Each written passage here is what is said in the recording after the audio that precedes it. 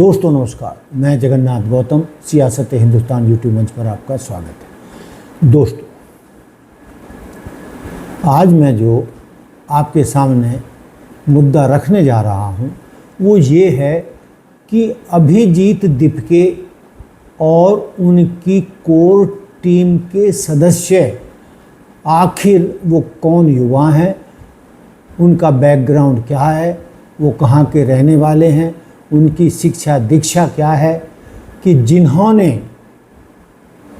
36 inch के सीने वाले धाकड़ नेता और चाणक्य कहे जाने वाले गृह मंत्री अमित शाह की जो टीम थी,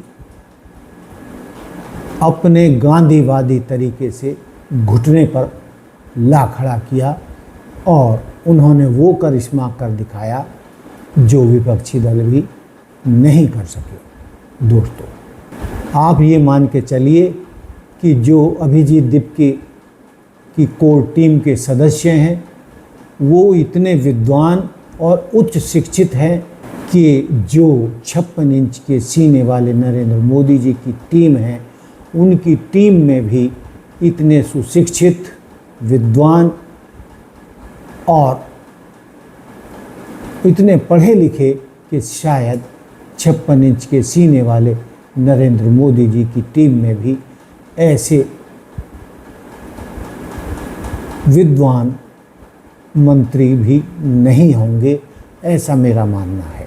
दोस्तों, आइए, वैसे तो जो नया पढ़ा लिखा वर्ग है वो सब ने ये जानकारी निकाल ली होगी, लेकिन फिर भी मैं अपने उन साथियों के लिए जो नई टेक्नोलॉजी में इतने पारंगत नहीं हैं या आम आदमी हैं, मैं उनके बारे में आपको जानकारी देना चाहता हूं कि आखिर वो टीम क्या है जिसने इस ताकतवर नरेंद्र मोदी जी की टीम को घुटनों पर ला दिया और धर्मेंद्र प्रधान का इस्तीफा देने पर मजबूर कर दिया। तो दोस्तों, एक एक करके हम प्रमुख कोर टीम के सदस्यों के बारे में आपको जानकारी देंगे। दोस्तों, अभिजीत दीपके मूल निवासी छत्रपति संभाजी नगर, औरंगाबाद, महाराष्ट्र के रहने वाले हैं। शिक्षा व पूर्व अनुभव: पुणे से जर्नलिज्म और अमेरिका की बोस्टन यूनिवर्सिटी से पब्लिक रिलेशंस में मास्टर डिग्री। आंदोलन से पहले वे आम आदमी पार्टी की डिजिटल मीम के कैंपेनिंग टीम के सदस्य भी रहे, उनसे जुड़े रहे और पॉलिटिकल कम्युनिकेशन स्ट्रेटजिस्ट के रूप में काम करते रहे। दोस्तों, वो दूसरे नंबर पर हम नेहरा बोहरा की बात करेंगे।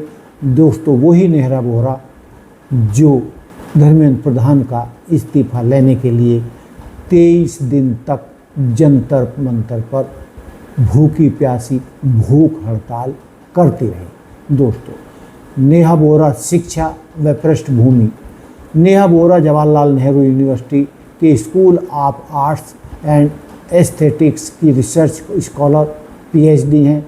उन्होंने अपनी स्नातक की पढ़ाई दिल्ली विश्वविद्यालय और परास्नातक master degree doctor BR Ambedkar university Delhi से पूरी की है। दोस्तों, नेहा बोहरा आंदोलन से पहले और CJP में भूमिका: आंदोलन से पहले वे JNU में छात्र राजनीति और सामाजिक पहलों में सक्रिय थी। जंतर मंतर पर CJP और छात्रों के आंदोलन के दौरान वे प्रमुख छात्र चेहरों में से एक बनकर उभरी और जो उनका भाषण देने का तरीका है और अपनी बात को समझाने का वो गहरी छाप डालता है और एक अपने भाषण में वो सामने वालों को पर एक गहरा प्रभाव छोड़ जाती है।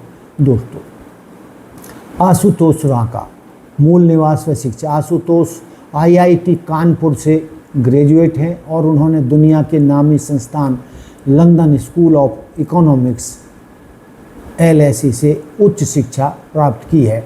आंदोलन से पहले आंदोलन में शामिल होने से पहले वे वैश्विक परामर्श फर्म मैकिन्से में मैनेजमेंट कंसल्टेंट और पब्लिक पॉलिसी प्रोफेशनल के रूप में कार्यरत थे। सीजेपी में वे सरकार के साथ बैठकों और बातचीत में मुख्य वार्ताकार के रूप में उन्होंने भूमिका निभाई। सौरभ दास दोस्तों, मूल निवास व कार्यक्षेत्र नई दिल्ली, शिक्षा व पूर्व अनुभव पत्रकारिता और मास कम्युनिकेशन में डिग्री। वे एक स्वतंत्र खोजी पत्रकार, इन्वेस्टिगेटिव जर्नलिस्ट और प्रमुख आरटीआई कार्यकर्ता हैं। आंदोलन से पहले से ही वे अदालतों और आरटीआई के माध्यम से पारदर्शिता और सरकारी जवाबदेही के मुद्दों पर काम कर रहे थे और एक हिंदुस्तान की मुख्य पत्रिका में कारवां, उसमें उन्होंने कई खोजी आलेख लिखे जिससे सरकार को उन्होंने हिलाकर रख दिया। दोस्तों, अन्य प्रमुख साथियों में वैष्णवी गौर, आफरीन नवाज, दीपक बालियान, रत्ना सिंह। दोस्तों, पृष्ठभूमि व निवास ये टीम मुख्य रूप से दिल्ली, एनसीआर, उत्तर प्रदेश और हरियाणा के शैक्षणिक व मीडिया क्षेत्रों से जुड़ी रही है। आंदोलन से पहले ये सभी सदस्य digital media, social media strategy और यूनिवर्सिटी स्तरीय एक्टिविज्म से जुड़े हुए थे। दोस्तों, चाहे बोस्टन यूनिवर्सिटी पढ़े अभिजीत हों, आईआईटी और एलएससी के पूर्व छात्र आशुतोष हों, आरटीआई एक्टिविस्ट सौरभ दास हों या जेएनयू की स्कॉलर नेहा बोरा, सीजेपी की यह कोर टीम यह दर्शाती है कि यह आंदोलन महज एक इंटरनेट मीम नहीं बल्कि उच्च शिक्षित युवाओं का एक सुव्यवस्थित नेटवर्क था।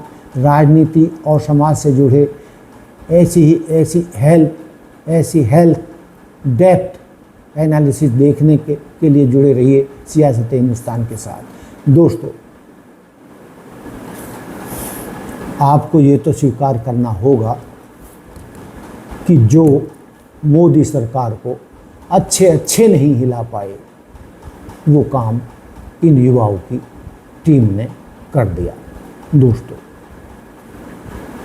मुझे ये कहने में कोई गुरेज नहीं है कि जो ऐसे होनहार छात्र हैं, विद्वान हैं और अपने अपने क्षेत्र के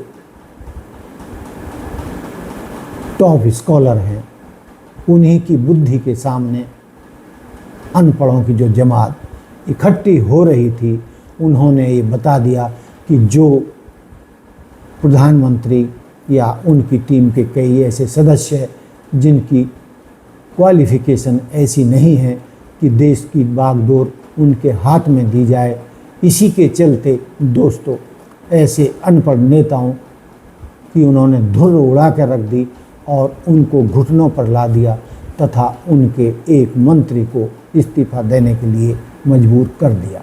तो दोस्तों, ये थी अभिजीत दीपके की कोर टीम के मुख्य सदस्य। हालांकि आज की तारीख में उनसे सैकड़ों हजार युवा जुड़ चुके हैं जिन्होंने सीजेपी आंदोलन को धार दी और लाठियां भी खाईं, गालियां भी खाईं, गोलियां तक खाईं।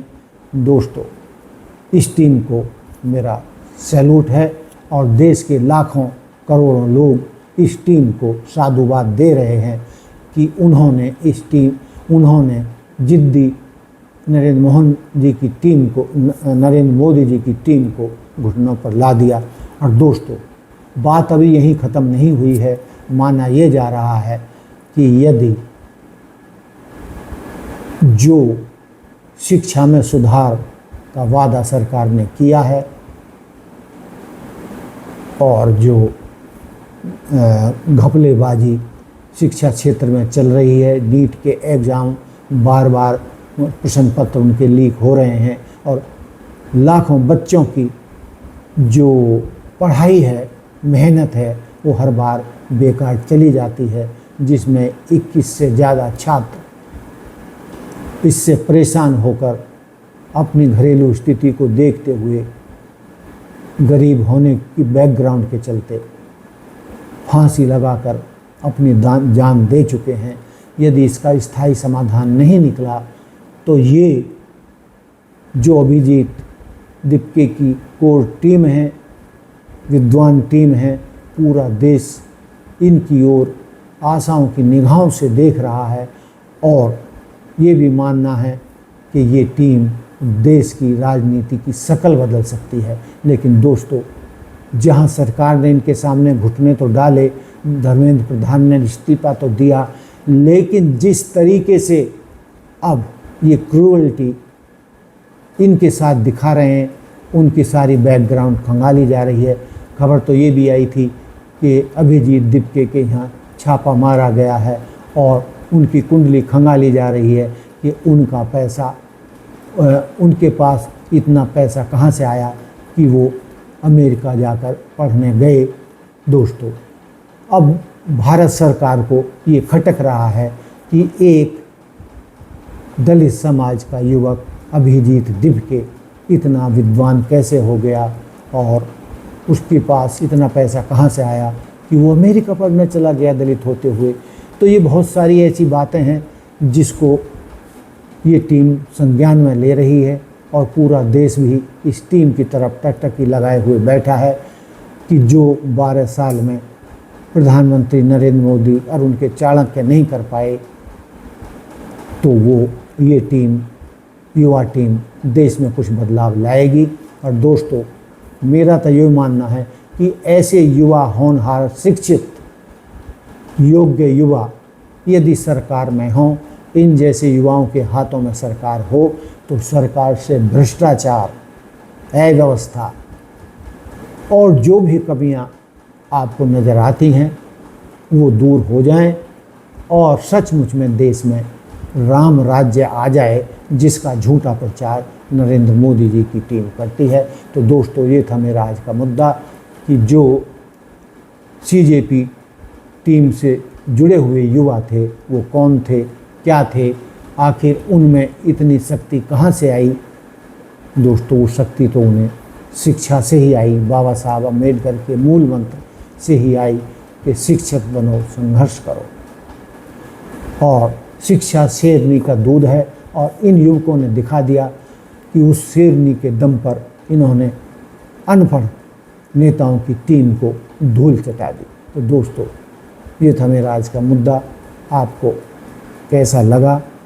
क्या आप मानते हैं कि यदि ऐसी युवाओं की टीम के हाथों में देश की बागडोर आ जाए तो देश में बहुत कुछ सुधार हो सकता है?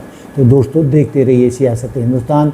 जय हिंद, जय भारत, जय संविधान। नमस्कार, धन्यवाद।